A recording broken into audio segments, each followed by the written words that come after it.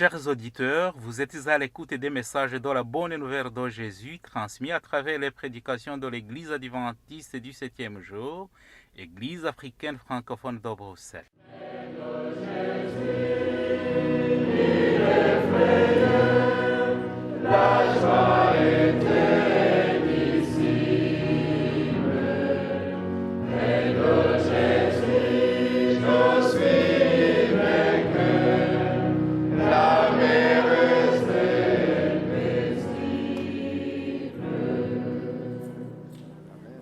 C'est ainsi qu'a commencé la bonne nouvelle de Jésus-Christ, le Fils de Dieu. C'est là ce qui est écrit dans le livre du prophète Ésaïe. J'enverrai mon messager devant toi, il te préparera le chemin. On entend la voix de quelqu'un qui crie dans le désert. Préparez le chemin pour le Seigneur, faites-lui des sentiers droits. Marc chapitre 1, verset 1 à 3. Itangiro ry'ubutumwa bwiza bwa Yesu Kristo, umwana w'Imana. Nk'uko byanditswe n'umuhanuzi Yesaya, ngo nuko ndenda gutuma integuza yanjye mbere yawe, izatunganya inzira yawe. Ijwi ry'urangurira mu butayu, ati nimutunganye inzira z'Uwiteka, mugorore inzira ze. Mariko igice cya mbere, umurongo wa mbere kugeza ku wa gatatu.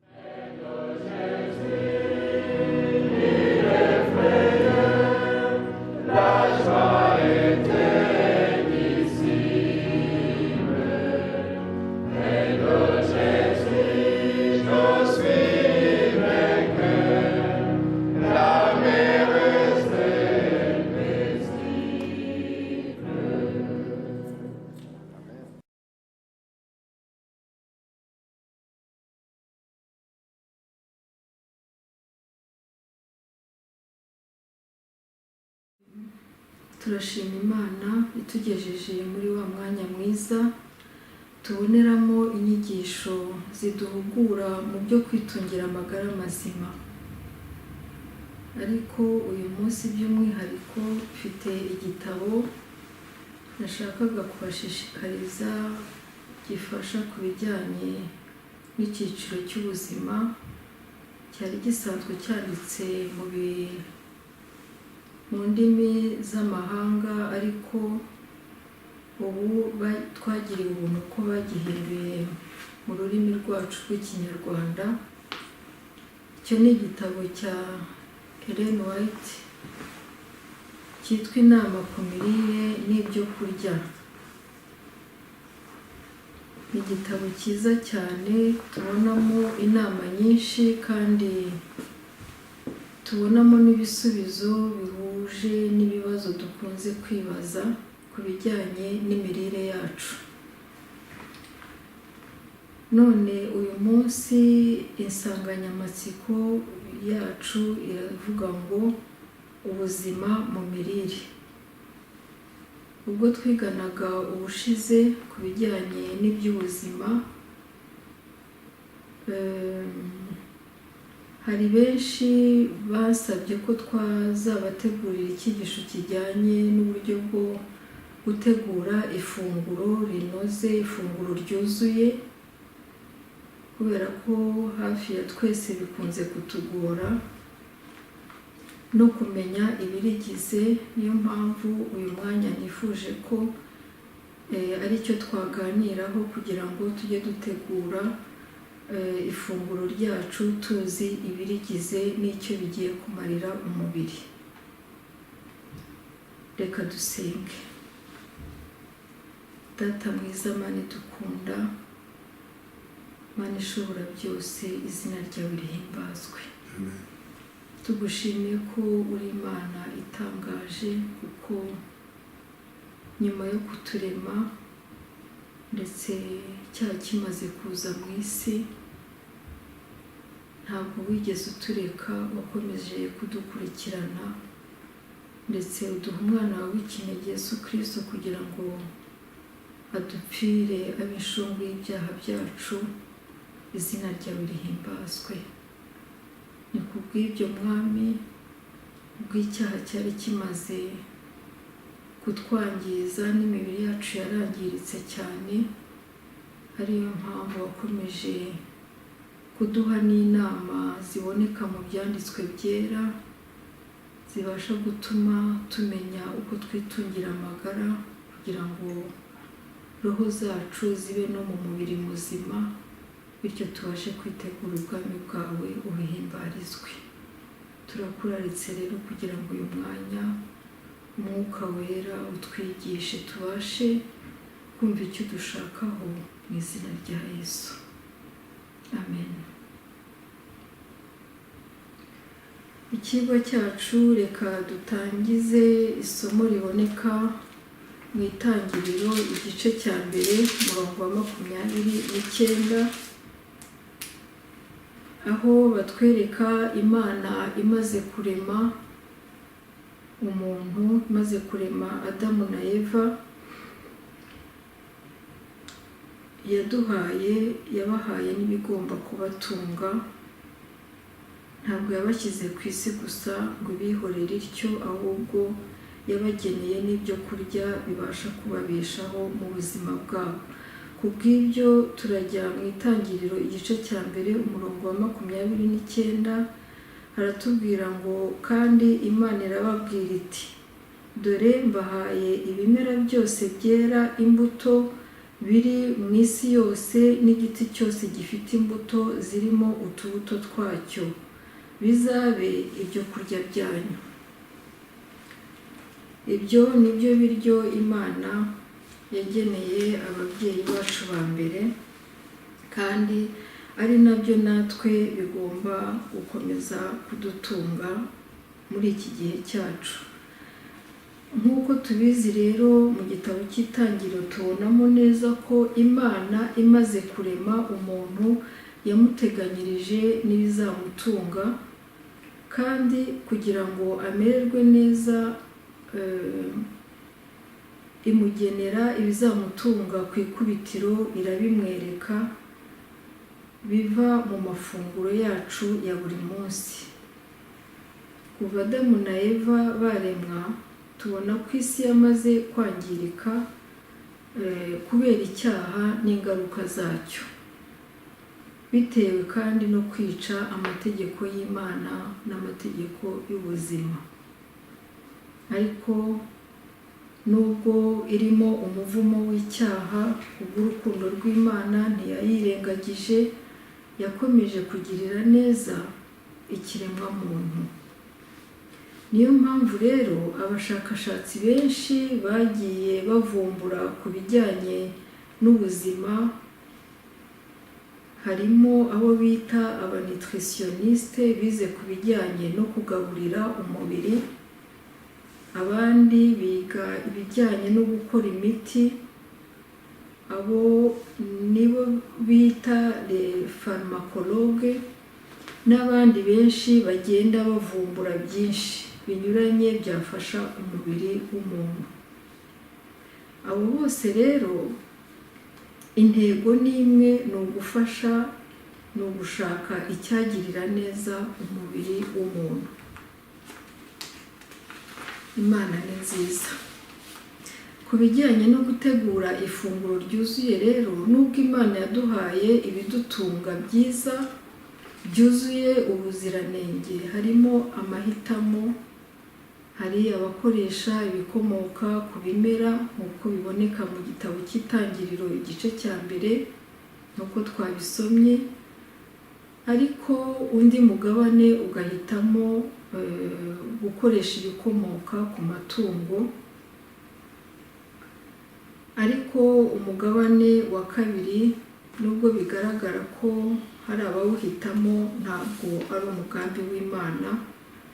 Hari impamvu wabayeho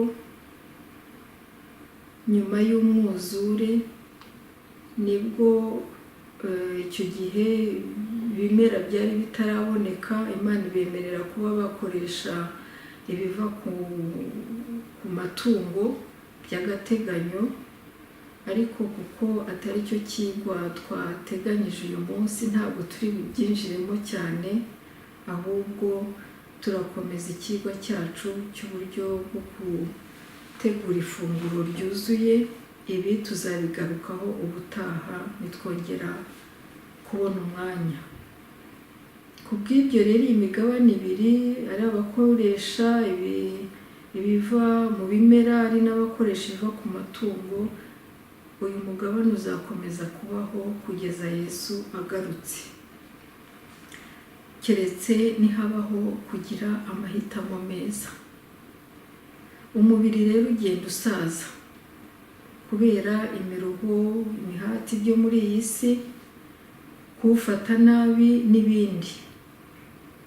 Ifunguro ryiza niryo ryonyine ribasha kuwubera umuti cyangwa se kuwusana.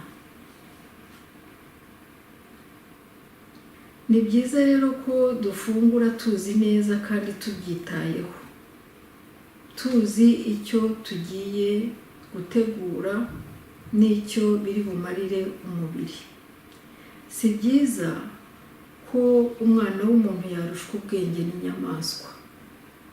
Ndabivugishwa nuko hari inyamaswa zuza, hari amatungo yuza, hakabaho n'inyamaswa zikoresha inyama, ariko mu bigaragara ibyo bibasha gukomeza gukoresha gahunda Imana yabihaye kandi bikayigenderaho nta mpinduka, ariko twe abana b'abantu nitwe duhorana ikibazo mu mirire yacu. Twe rero turi ibiremwa bifite ubwenge kandi kurusha inyamaswa. Imana idufashe kugira ngo tubashe gukomeza kumvira amategeko n'inama iduha mu buryo bwo kwitungira amagara yacu. Ni byiza ko tumenya ibyo dufunguye, ikibigize n'icyo bimarira umubiri. Ukabanza ukibaza mbere yo kubitegura uti byubaka he, cyangwa se bigizwe n'iki. Ikindi tuzarebaho nyuma ni ukugira disipurine mu mirire yacu, kuko mu mirire yacu hari ubwo turya mu buryo butari bwo. Niba twemerewe kurya se 3 mu munsi, hakabaho abarenza bakarya 4, 5 se, ibyo bita no kuryagagura, ndetse ibyo ntabwo ari byiza ku mibiri yacu, hari byinshi byangiza. Reka mbibutse rero ko abantu Imana yaturemeye amafunguro meza, ari nayo tugiye kureba. Ayo mafunguro akoze mu buryo 5 nk'uko twabibonye mu itangiriro. Kugira ngo tubashe gutegura ifunguro ryuzuye, turarebera muri ya mafunguro Imana yaduteguriye ku ikubitiro. Turareba uburyo bwa mbere, tubonamo ibyo bita ibinyampeke, les céréales. Ni ingano, ni amasaka, ni uburo, ni ibigori, ni sezame. Mu bindi bihugu hari ibindi binyampeke bita millet, orge, épeautre, avoine. Biri mu bwoko bwinshi, quinoa, sarrasin, biri mu bwoko bwinshi. Tuzajya tubireba ku mashusho hariya kugira ngo twiyibutse. Ibi ni mu buryo bwa mbere Imana yaduhaye mo amafunguro abasha kudutunga kandi meza. Uburyo bwa kabiri, Imana yaduhaye imbuto. Imbuto nazo ziboneka mu buryo bubiri, ariko twe turareba ku mbuto zivamo umutobe, les fruits juteux ou frais. Turabona harimo amacunga, harimo indimu, harimo pamplemousse, harimo inanasi, harimo pasteke, harimo pome, harimo inkeri, harimo imyembe, harimo marakuca, ibinyomoro, harimo amapapayi, harimo amapera. Imbuto z'uburyo bwinshi kandi nziza, ziryoshye, zibonekamo umutobe kandi tubasha no kurya ku mafunguro yacu zitunganye. Igika cya gatatu mu mafunguro Imana yaduhaye habonekamo imboga, les légumes frais, cyangwa se imboga rwatsi. Izo habonekamo epinari, habonekamo amashu, habonekamo isombe, creso, poiro, poivro, habonekamo tomate, habonekamo karoti, brocoli.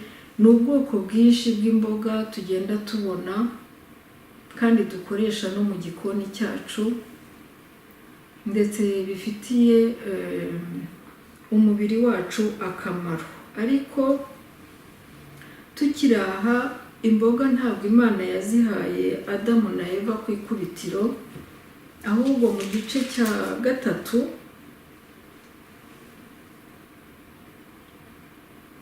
cy'Itangiriro, umurongo wa 17 n'uwa 18, niho tubona Adamu na Eva bamaze gucumura. Nibwo Imana yabwiye Adamu iti, ubwo wumviye umugore wawe ukarya ku giti nakubujije ko utazaryaho, uzaniye ubutaka kuvumwa. Iminsi yose yo kubaho uzajya urya ibibivamo ugombye kubiruhira. Umurongo wa 18, buzajya bukumereramo imikeri n'ibitovu, nawe uzajya urya imboga zo mu murima. Ubwo n'andi mafunguro Imana yari yongeye, ibyo kurya yari yongeye ku byo yari yarabahaye mbere, bijyanye n'ibinyampeke n'imbuto. Ntabwo rero byapfuye kuza gusa, ibi byaje nyuma yo gucumura. Imana yongeraho imboga. Igika cya 4 kigizwe n'ibyo bita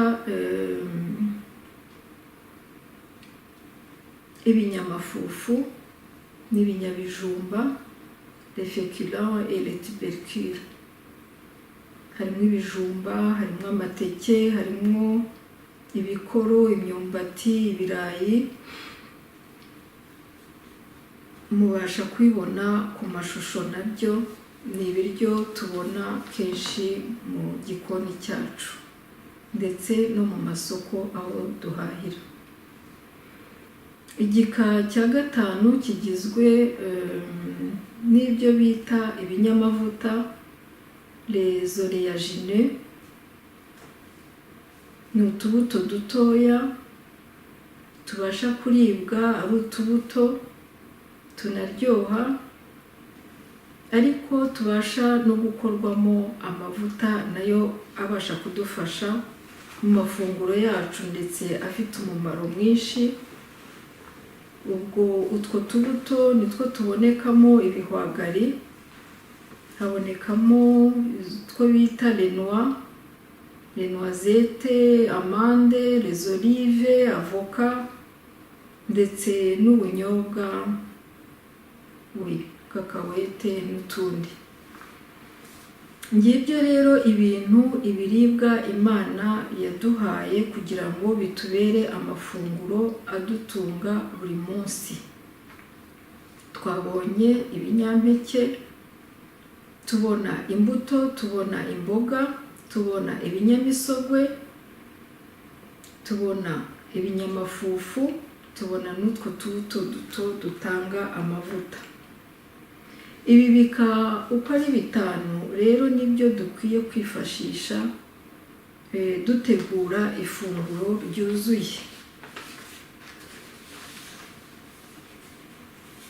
Muri aya mafunguro tubonye hano mu buryo 5 niho dukomora ibyo bita intungamubiri, les nutriments.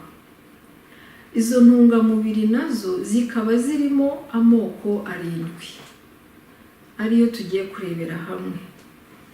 Ayo moko abonekamo ibyo bita proteine, n'ibyubaka umubiri, habonekamo ibyo bita glucide ou sucre, n'ibitanga isukari, habonekamo ibyo bita lipide ou graisse, n'ibitanga amavuta, habonekamo amavitamine, habonekamo les sels minéraux, imyunyungugu, habonekamo amazi, habonekamo icya karindwi, habonekamo ibyo bita les fibres, ni ibisukura umubiri kandi bigasukura amara yacu cyane cyane.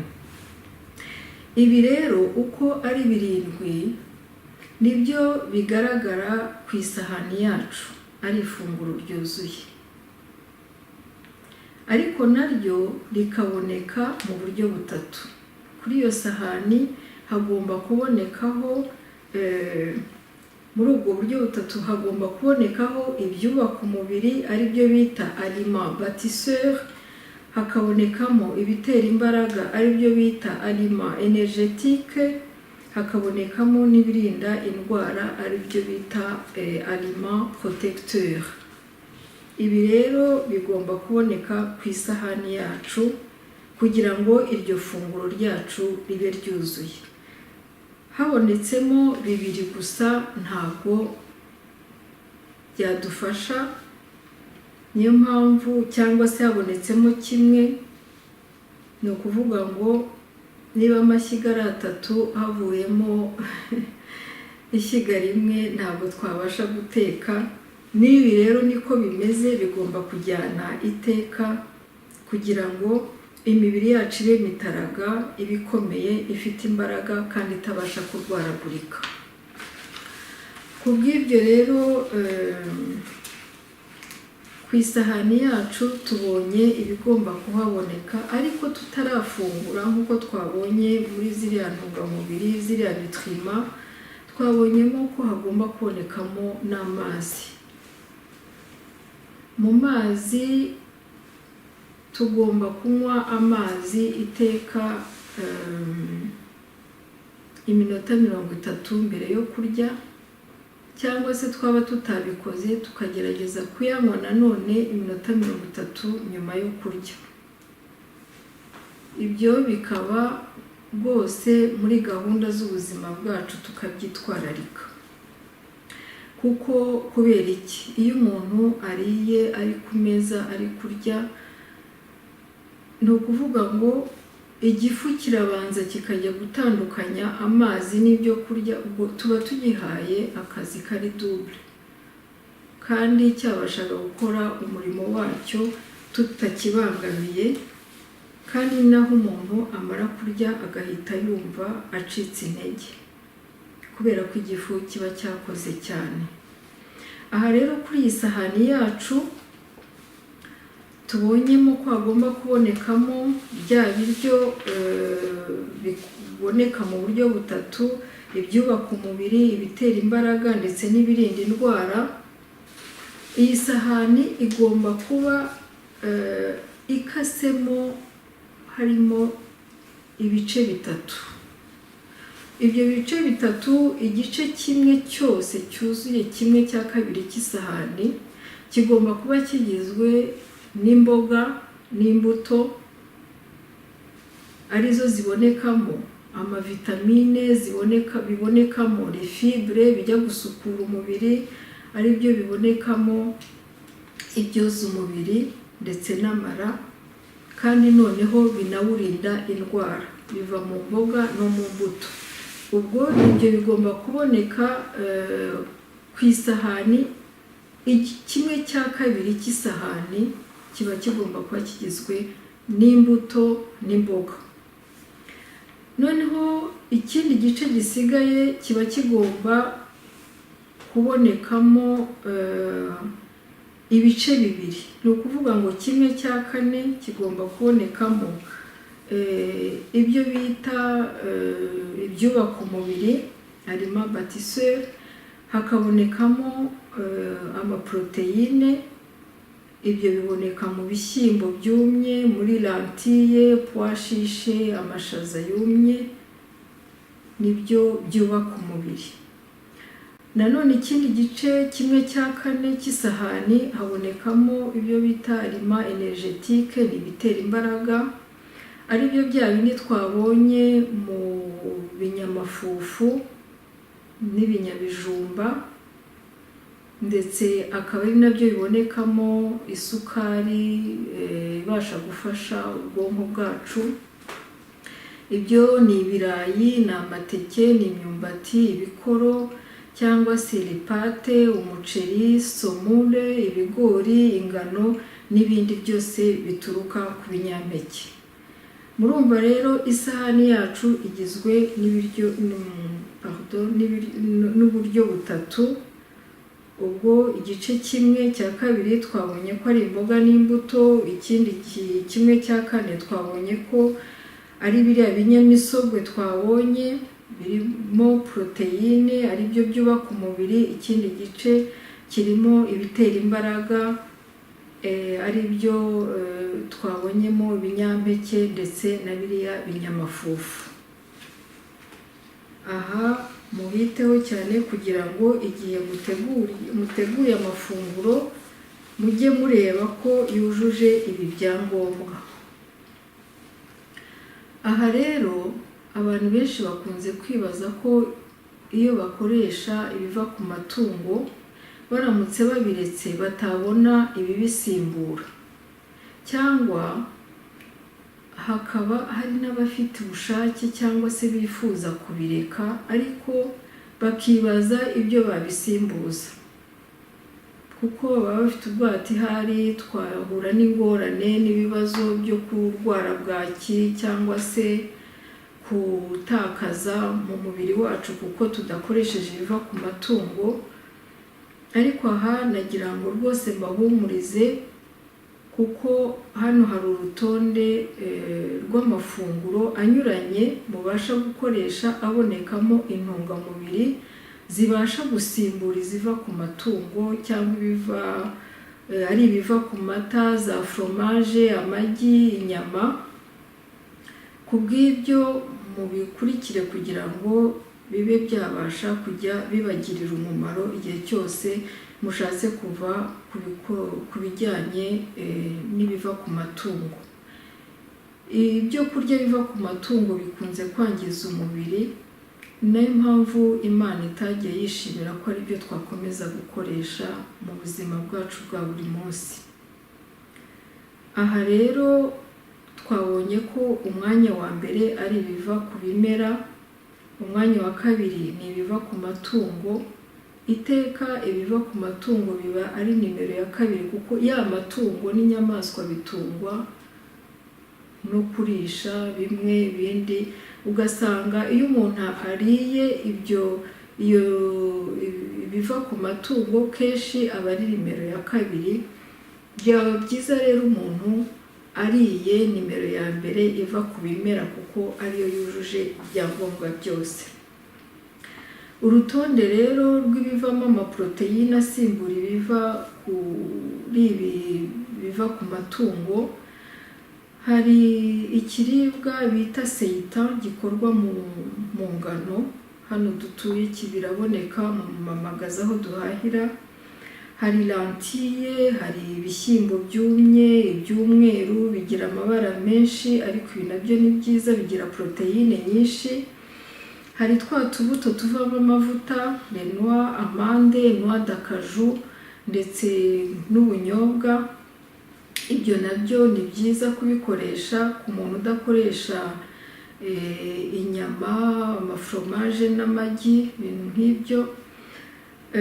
Hari ikindi kinyampeke bita epotre, hano gikunze kuboneka, ni cyiza cyane.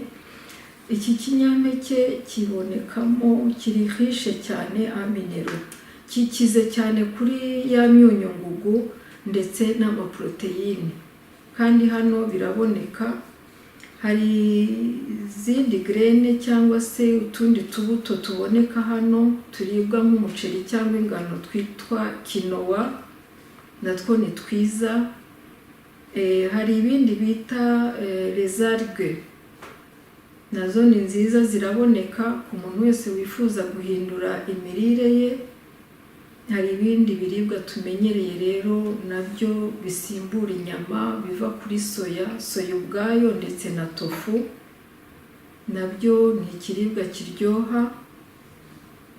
ndetse benshi barakizi bajya bagikoresha.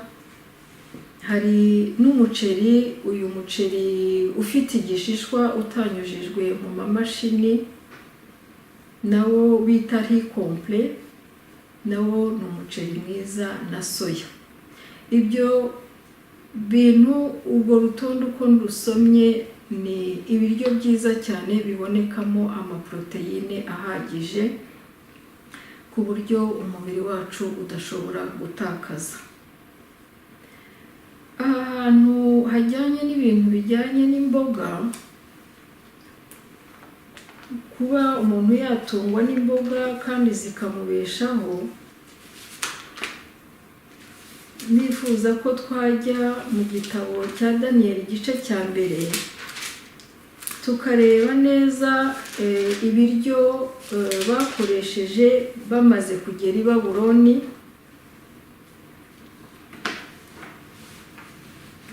Aba basore bageze i Babuloni bahageze ari abanyagano, ariko kuko bari barigishijwe kubaha Imana, aha duhereye ku murongo wa 8 w'igice cya mbere ndahasoma. Haravuga ngo maze Daniyeli agambirira mu mutima we kutaziyandurisha ibyo kurya by'umwami cyangwa vino yanywaga, ari cyo cyatumye yinginga uwo mutware w'inkone kugira ngo atiyanduza. Ngo kandi Imana yari yaratumye Daniyeli atona kuri uwo mutware w'inkone agakundwa nawe. Nuko uwo mutware w'inkone abwira Daniyeli ati, ndatinya umwami databuja wabategekeye ibyo muzarya n'ibyo muzanywa, kuko nasanga munanutse mudahwanye n'abandi basore mungana, muzaba munshyize mu kaga gatere umwami kunca igihanga. Nuko Daniyeli ahera ko abwira igisonga cyari cyategetswe n'umutware w'inkone kurera Daniyeli na Ananiya na Mishayeli na Zariya ati, ndakwinginze gerageza abagaragu bawe iminsi 10, baduhe ibishyimbo abe ari byo turya n'amazi yo kunywa. Uzabone gusuzuma mu maso hacu naho abandi basore barya ku byo kurya by'umwami. Uko uzabibona aba ariko uzagenza abagaragu bawe. Nuko abyumvise atyo yemera kubagerageza iminsi 10. Iyo minsi 10 ishize asanga mu maso habo ari heza kandi habyibushye kuruta abandi basore bose baryaga ku byo kurya by'umwami. Nuko icyo gisonga kibakura kuri bya byo kurya byabo na vino bari bakwiriye kunywa, akajya abaha ibyishimo. Aha rero aba basore ntibyagarukiye aha kubwo kubaha Imana. Imana yabahaye umugisha kuko bakomeje kuyihamya i Babuloni mu bantu batari bazi Imana, basenga ibigirwamana. Bityo umurongo wa 17 haratubwira ngo maze abo basore uko ari 4 Imana ibaha kujijuka no kuba abahanga mu byo bigishwa no mu by'ubwenge. Murumva rero ko Imana yabahaye umugisha, ngo Daniyeli we yagiraga n'ubwenge bwo kumenya ibyerekanwa byose no gusobanura inzozi. Ntabwo rero ibi ngibi Imana nako aba basore Daniyeli na bagenzi be bagize byapfuye kwizana gusa, ahubwo byaturutse ko bubahishije Imana yabo, bakanga kwiyandurisha ibyo kurya by'umwami bizira, bituma Imana ibibahera umugisha, ibaha kujijuka, ibaha kuba abahanga no mu by'ubwenge mu byo bakoraga byose, bitewe n'uko bihitiyemo kwirira ibishyimbo, bihitiramo kwinywera amazi, imboga se. Ibyo bintu bibabera ibyo kurya bya buri munsi kandi birabatunga, ndetse mu gihe cy'igeragezwa kigeze biratangaje cyane. Uwo mutware w'inkone yaje kubareba asanga ari beza cyane, babyibushye, bakomeye, bafite imbaraga, kurusha na ba bandi baryaga ibiryo bivuye ku meza y'umwami. Aha rero hadufashe kugira ngo twumve ko tudakwiye gukuka umutima cyangwa se kumva ko tudakoresheje ibiva ku matungo tubasha kugira ibibazo ku mibiri yacu. Dukomeje turacyari kuri rya funguro ryacu ryuzuye. Tumaze kureba ibigize ifunguro ryuzuye ko hagomba kubonekamo ibintu bitatu: ibyubaka umubiri, ibitera imbaraga ndetse n'ibikingira indwara. Ku bw'ibyo hano umushakashatsi mu by'amagara y'abantu akaba n'umuhanga mu kuvura indwara zo mu bihimba by'igogora bita appareil digestif, akaba yitwa Pamplona Roger, hari ibyo yagerageje kwandika mu bitabo bitandukanye. Muri ibyo bitabo hari icyo yise Croquer la vie, yanditsemo n'amategeko 4 umuntu akwiriye kwifashisha kugira ngo umuntu abe yategura ifunguro rye neza. Itegeko rya mbere niryo yise loi de la qualité, bivuze ngo ni ukubanza guhitamo ndetse no gutekereza ku ifunguro uri butegure. Itegeko rya kabiri niryo yise loi de la quantité, gutekereza ku ngano y'ifunguro ndi butegure nkurikije n'abo nditegurira. Itegeko rya gatatu niryo yise loi de l'équilibre, aho ni ukwibaza niba iryo funguro ryujuje za ntungamubiri umubiri wacu ukeneye mbere yo kuritegura. Itegeko rya kane niryo yise loi de l'ajustement, bivuga ngo ni ukureba muri bya bindi bitatu byose, kubanza guhitamo, kubanza kureba ifunguro ugiye gutegura, kubanza kureba ingano yaryo, kubanza kureba niba ryujuje ibyangombwa byose. Wamara kubona ibyo byose noneho ubyujuje, wahisemo, witegereje, warebye ingano yabyo ukurikije abo ugiye gutegurira, warebye ko byujuje izo ntungamubiri koko umubiri ukeneye, noneho rya tegeko rya kane ariryo yise loi de l'ajustement, ni ukuvuga ngo umaze gusuzuma byose noneho ugiye gushyira mu bikorwa ugategura ifunguro ryawe, ukaza kurizana ku meza uzi ko ugiye kugaburira abo umuryango wawe ifunguro ryuzuye, yaba umutware wawe, yaba abana bawe, yaba ndetse n'abashyitsi baba bakugendereye. Ariko hirya y'uko tumaze kubona uburyo bwo gutegura ifunguro ryacu, ntabwo ari ibintu bikomeye. Icyo bidusaba ni discipline, icyo bidusaba ni ukubyitaho no kubiha agaciro, kuko iyo tumaze kubikora rimwe, kabiri, gatatu, biba nk'aho bibaye akamenyero muri twe, noneho no kubikora ntibitubere ikintu cy'umutwaro cyangwa se kidukomereye, ahubwo bikaza automatikuma, bikizana. Nkaba nzi niba ngiye gutegura ifunguro, ndareba niba ngomba gukoresha ibinyampeke, menye ko ngomba se gushyiraho ibinyamisogwe, menye ko ngomba gushyiraho se imboga, kandi menye ko wenda mbere yo kubitegura, kubishyira ku meza tugabifungura, menye ko ngomba kubasha no gukoresha izo mbuto.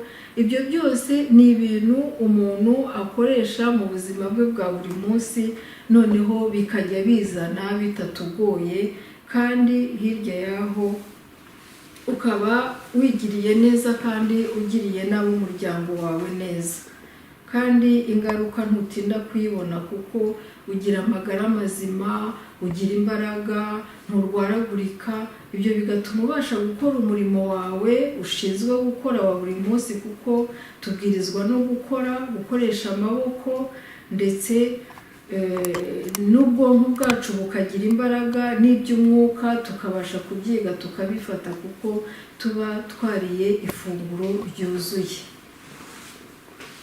Aha rero tumaze kubona uburyo bwo gutegura ifunguro ryacu,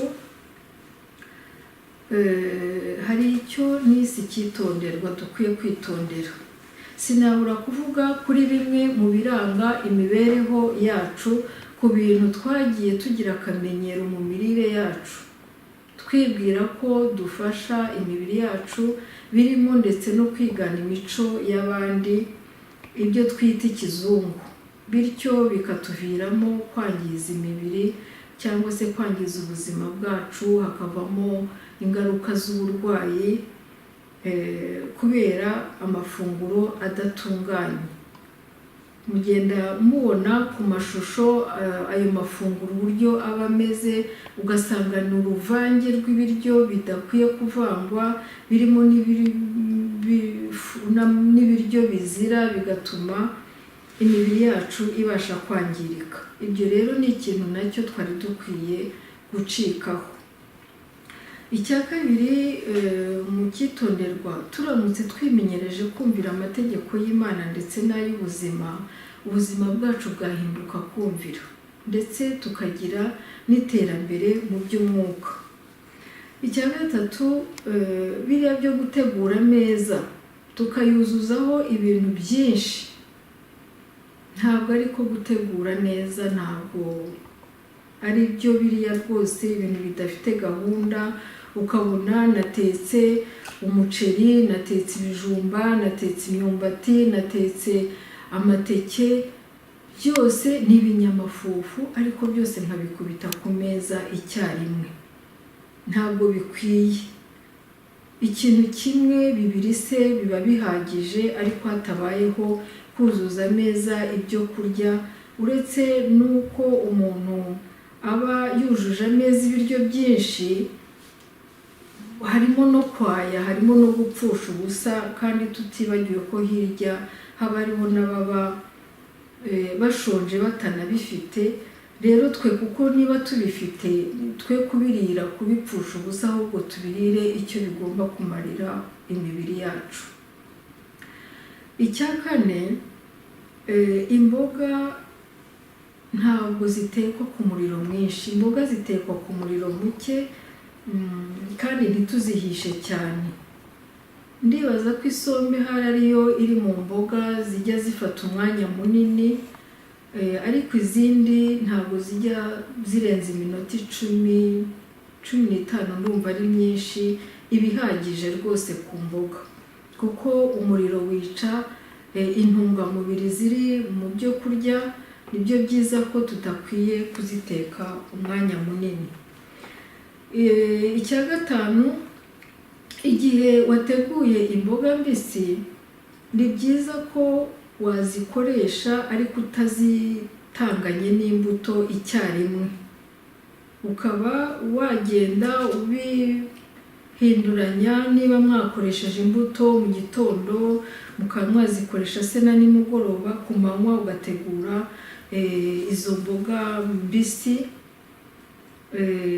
Biba byiza iyo ugiye ubigabura utyo, utabivangavanze ngo imbuto n'iyo salade cyangwa izo mboga mbisi ubitangire hamwe. Biba byiza, birafasha. Si uko hari icyo bitera mu mubiri cyane, ariko hari n'ibiryo byinshi bigera no mu mubiri kubw'urwo ruvange, bikaba byagutera ingorane kubw'igogora. Ariko iyo nawe wamenye uko bitangamo, nabyo biba byiza. Icya gatandatu, nakongera kwibutsa, ni uburyo bwo kunywa amazi mbere yo kurya. Ukanywa nk'ikirahure, niba wakinyoye mu gitondo ukanywa ikindi mbere yo kurya iminota 30, cyangwa se ukaza kukinywa nyuma yo kurya. Ni byiza, byorohereza igifu kandi bigatuma umubiri wawe ukora neza. Icya karindwi, gusomeza uri ku meza ntabwo ari byiza, bitera kurwara uburwayi bw'igifu. kuko igifu kibanza kujya kuvangura ibyo kurya kikabivangura n'amazi, ibyo bigatuma gikora akazi kenshi, bityo ni byiza ko twimenyereza kujya turya tudasomeza, tukamenyera kunywa amazi mbere cyangwa ikindi kinyobwa, noneho na nyuma tukaba twanywa ariko tutariye dusomeza. Ikindi nakongeraho mu cyitonderwa, ikintu kijyanye n'igihe umuntu ari ku meza, ni byiza kurya umuntu atapfuna, ugatanga umwanya wawe, kuko kurya nabyo ni umurimo. Kurya ni umurimo, ni koko hari ubwo umuntu arya yihuta yiruka ku bw'gahunda nyinshi afite n'iki, ariko si byiza, bigira ingaruka ku mubiri. Ariko iyo uriye utapfuna, wumva ibyo biryo ukumva birakuryoheye, ukumva ukanazirikana no ku Mana iba yaguhaye umugisha wo kubibona, bityo ukabirya neza, byorohereza igogora, kuko igogora rihera mu kanwa, rigakomeza mu gifu, rikaza bikagera mu mara. Ariko ari uko watanze umwanya wo gutapfuna, utarya wirukanka, cyangwa se ngo urye urangariye za televiziyo, urye uri kuri telefone. Ibyo byose bituma bya bintu uri kurya bitagufasha uburyo bukwiye, kubera ko uba uri gukoresha umubiri uko bidakwiriye. Ibyo bintu rero ni byiza rwose kubikurikiza, tugerageze kubishyira muri gahunda y'imirire yacu. Icyo sorezaho ku bijyanye n'icyitonderwa, nanone si byiza kumara kurya, kumara gufungura ugahita uryama. Ni byiza ko wowe igihe umaze kurya ufata umwanya wo kudigera, ufata umwanya wo kureka mbese igifu kigakora, ubasha kuba wigenzagenza, ubasha kugira utuntu ukora duke duke, nibura ukaza kuryama nka nyuma y'amasaha 2 umaze gufungura. Ibyo bintu bigirira neza umubiri wawe. Aha rero dusoza iki kigo cyacu, nifuje ko twasoma amagambo aboneka mu gitabo cy'inama ku mirire n'ibyo kurya, igitabo cyiza cyane. Ku kigwa cya mbere gifite umutwe uvuga impamvu dukeneye ivugurura. Ku ngingo ya 32,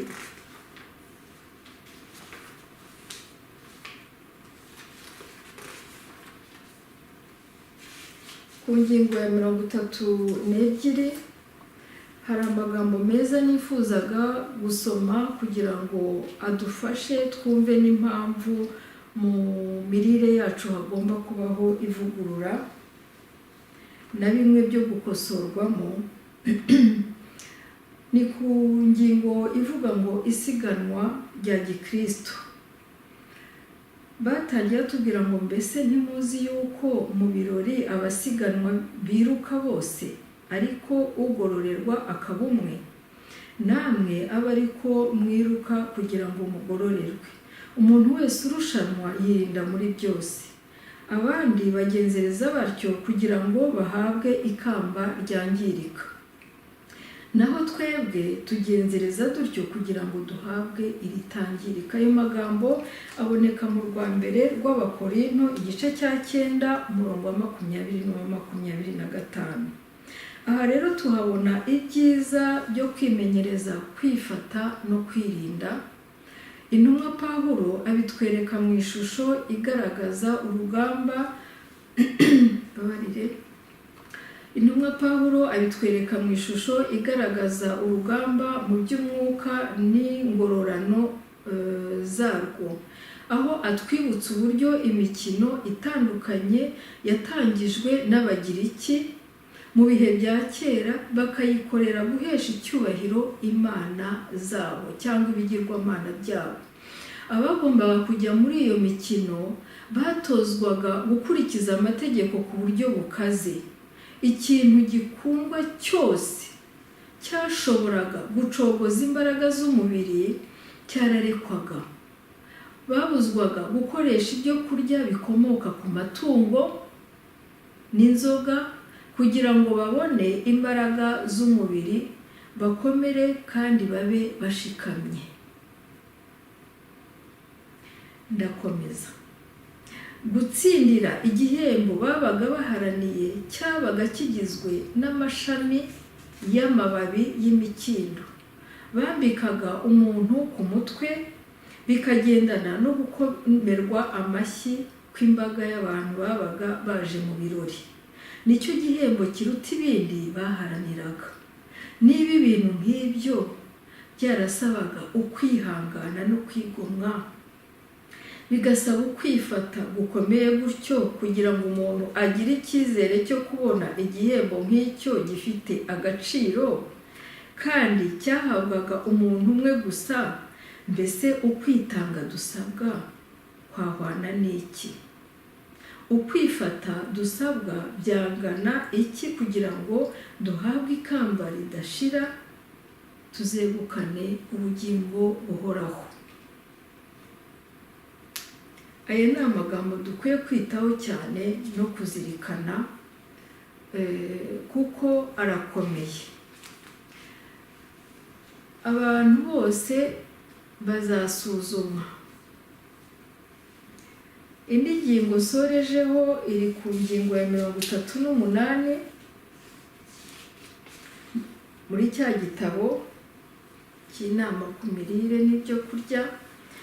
Nayo aratubwira ku kigwa kivuga uburyo abantu bose bazasuzumwa. Ku ngingo ivuga ko abantu bose bazasuzumwa, haratubwira ngo ni ikintu cy'agaciro gakomeye ko buri wese muri twe akora uruhare rwe, kandi tukamenya neza ibyo dukwiriye kurya n'ibyo dukwiriye kunywa, ndetse n'ukuntu tugomba kurinda ubuzima bwacu. Ubu abantu bose barasuzumwa kugira ngo bigaragare niba bemera amahame agenga ivugurura mu by'ubuzima cyangwa niba bahitamo gukurikiza imibereho yo kubaho uko imibiri yabo ibishaka. Ngo ntihakagire uwibwira ko ashobora kwikorera uko yishakiye ku byerekeranye n'imirire. Ahantu tuhiteho ngo ahubwo reka bicaranye nawe ku meza babone ko ufite amabwiriza agenga imirire yawe nk'uko agomba no kukugenga no mu bindi byose, kugira ngo icyubahiro cy'Imana kigaragarire bose. Ntushobora kwikorera uko wishakiye kuko ugomba gutegura imico yo mu buzima buhoraho bw'ahazaza. Buri muntu wese afite inshingano zikomeye. Nimureke dusobanukirwe n'izo nshingano kandi tuzisohoze uko bikwiriye mu izina rya Yesu. Ndabwira buri muntu wese uhura n'ikigeragezo cy'umururumba w'inda nini ntabashe kwitegeka, ntukemerere gutsindwa n'ikigeragezo, ahubwo wihatire gukoresha indyo yuzuye. Ushobora kwimenyereza ubwawe kunyurwa n'indyo ifitiye akamaro umubiri. Imana ifasha abafite ubushake bwo kwifasha, ariko igihe abantu badashaka kwigomwa ngo bakurikize inama n'ubushake bw'Imana, ni buryo ki yakorana nabo? Nimureke dusohoze inshingano yacu twubaha Imana kandi duhinda umushyitsi, kugira ngo tutagwa mu makosa yo gufata nabi imibiri yacu, kuko Imana yadutegetse kuyifata neza ngo ibe mitaraga ku buryo bwose bushoboka, kandi tuzi ko imibiri yacu ari insengero z'Imana. Imana rero idufashe cyane ku bw'aya magambo meza n'inama duhawe, kugira ngo uyu munsi dufate icyemezo cyo gufata imibiri yacu neza, dutegura amafunguro meza anogeye yuzuye abasha gufasha imibiri yacu, agafasha ab'imiryango yacu, bityo bigatuma tuba abakristo beza bumvira kandi biteguye kugaruka kwa Yesu. Nibyo mbasabira, nanjye nisabira mu izina rya Yesu. Kadusenge. Mana igira neza, idukundire mu bwami bw'ijuru, nongeye kugushimira cyane amagambo n'inama nziza uduhaye muri uyu mwanya. Udukure mu mutima wo kwinangira, udukuremo kutumvira, ahubwo umwuka wera uyakoreremo, uyavomerere kugira ngo tubashe gushyira no mu bikorwa hirya yaha. Ubwo uzabugarutse uzasange dufite imibiri igutunganiye kandi twaragendeye mu bushake bwawe, mu izina rya Yesu. Amen.